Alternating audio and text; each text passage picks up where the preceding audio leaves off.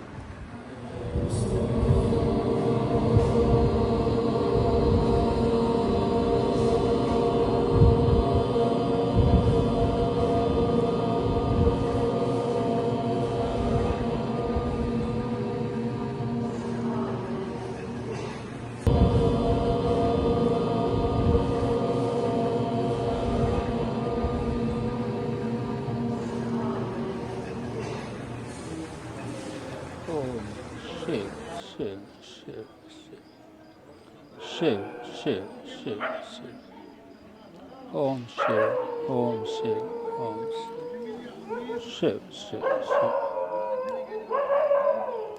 Shiv Shiv Shiv Om Shiv Shiv